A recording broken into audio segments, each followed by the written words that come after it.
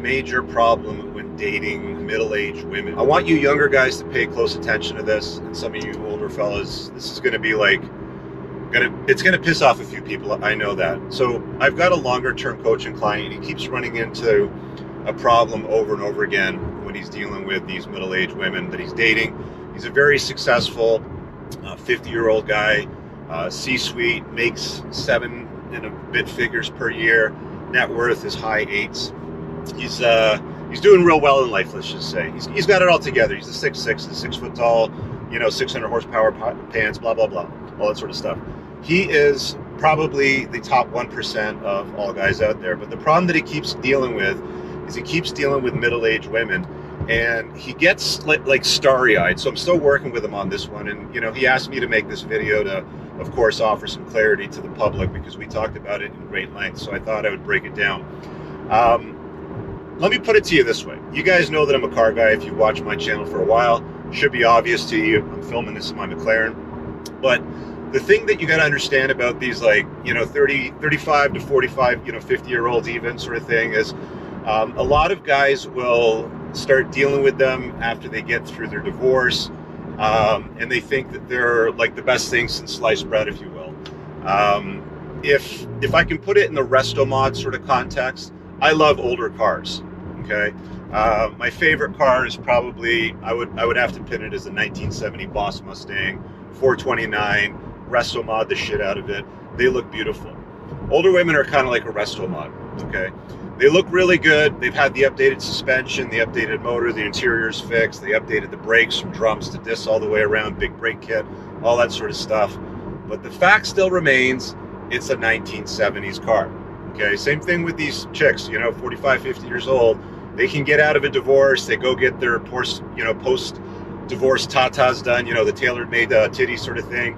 Hair's all done, makeup, the Brazilian butt lifts, blah, blah, blah, all of a sudden. And, they kind of bamboozle some of the guys that are still somewhat plugged in or still sort of dealing with a little bit of the problem, because what they fail to understand is even a car, it doesn't matter if it's been perfectly resto-modded up to modern type of conditions, it's still got, 100,000, 200,000, 300,000 miles on the body and a whole bunch of owners. And with that comes a whole bunch of problems and drama and all kinds of things that come with it. And guys forget that. You don't deal with that when you're dealing with younger women, right? They haven't had their heart broken a few times. They haven't been cheated on. The stories that some of these older chicks start crying about to guys is just, it's almost endless. So yeah, it does look great on the outside, on surface level. It's sort of like, pretty kick-ass looking with, the final details sort of stuff. But at the end of the day, it's still an older car and it's going to have problems, right? You can't, like, a 1970s Resto-mod Mustang can't hold a candle to this. Not even fucking close. New cars, new additions, newer models always have less headaches, less problems, they're more reliable. They break down less often. They have less, mental breakdown sort of things. And they also come with a lot less of the baggage that comes with older cars and older women sort of thing, right? They've been married once, twice, 3 times. They've got 1, 2, 3 kids from maybe 1, 2, 3 different fathers. They've, so-and-so did this and that, they cheated on me,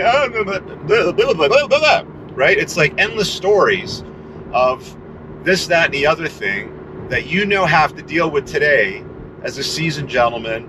And let's be honest, most of the guys that age, they've worked through most of their stuff. They just don't come with the drama and the baggage, right? Like a 45, 50-year-old guy that's top shelf, top 1% is far more valuable in a sexual marketplace than a 45, 50-year-old woman. Men and women don't age the same, okay? A woman's sexual market value peaks around 23. They've done lots of studies on this. It's cross-cultural. Any continent, any culture, anywhere from 18 to 70, they've done surveys in Evo Psych studies many, many times. It's been repeated. And every single guy, when given the choice of a lineup of 20-year-olds all the way up to 70, routinely pick about 22, 23. They don't pick 45-year-olds with tailor-made titties and Brazilian butt lifts and hair. And you see them in the gym, right? And, they're pretty women, right? Like, Some guys will be like, that's very attractive. I like that. I like a MILF or whatever it happens to be. But I'll tell you something. Let me share with you a little personal story, okay? When I got out of my divorce around 39 or so, 40, I started dating, met this hot single mom, ticked off whatever boxes I thought were important at the time, had a couple of kids in tow from her prior marriage, from that divorce. And she had some serious baggage, as do all women, as it continued to repeat itself over and over again as I continue to go through like the dating phases. I dated this woman for a couple of years. And, this one time she had this event that we had to go to. I can't remember what it was, but I was down at her place, brought a change of clothes, nice shirt, pants sort of thing. She basically wanted me to show up looking like arm candy. She hops in the passenger seat of my nice ride. She's got the mom car. She wants to hop in the nice car that I'm driving, and I show up, big, tall, buff dude with muscles, looking nice in his, outfit sort of thing, making bank. And she wants to show me off as arm candy, basically. And I said to her when I was hopping in the shower, I said, do me a solid, can you iron that shirt for me so, we can rip at it? And she's like, oh, no, I'm not going to iron a shirt for a man. And I was like, excuse me? You're not going to iron a shirt? What? Pardon me? So I probed, right? Why won't this chick do something for me? I'm at her house for her event, make her look good sort of thing. And she's unwilling to iron a shirt for me. So she proceeds to tell me the story, okay? When she was in her mid-20s, her mom died a year or something like that, before. She claimed her father was always cheating, going outside of the marriage, blah, blah, blah sort of thing. And she came home one day after traveling the world for several years, doing what, women do when they travel the world for 7 years in their party years sort of thing. She came home, and her father was not to be seen on the main floor, and this new woman was in the house shortly after her mom died, ironing his shirt. And she swore from that day that she would never, ever iron a man's shirt because of that incident.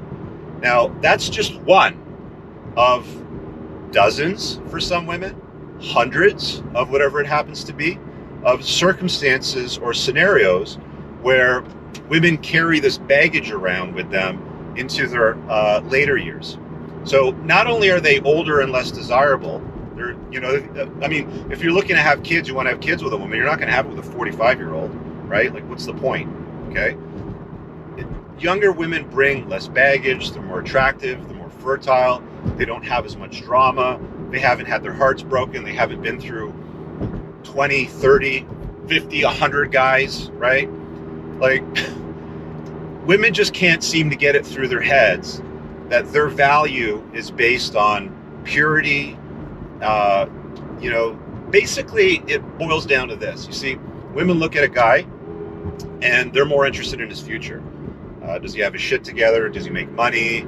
That sort of stuff. They're more interested in his financial resources, okay? Guys, on the other hand, and they don't always do this, but I'm going to tell you right now, once you adopt this philosophy, it completely changes. Guys, on the other hand, you need to be more concerned with their past, okay? What kind of baggage does she bring to the table? How many kids from how many different guys? What kind of trauma, does she bring? If it's not the ironing thing, what, 72 other items does it happen to be that pile up that you now have to contend with because she dealt with that shit 10, 15, 20 years ago, and she hasn't gotten it out of her system. She's still hung up on it, sort of thing. All right, guys, I really hope that you enjoyed that clip. If you want to check out the full-length podcast episode, you can find that right over here. Also, make sure you visit my website over here where you'll find my supplements, the opportunity to book me privately one-on-one for coaching, and most importantly, my new School of Unplugging, which you'll find on the courses tab. Newer to the channel, hit subscribe.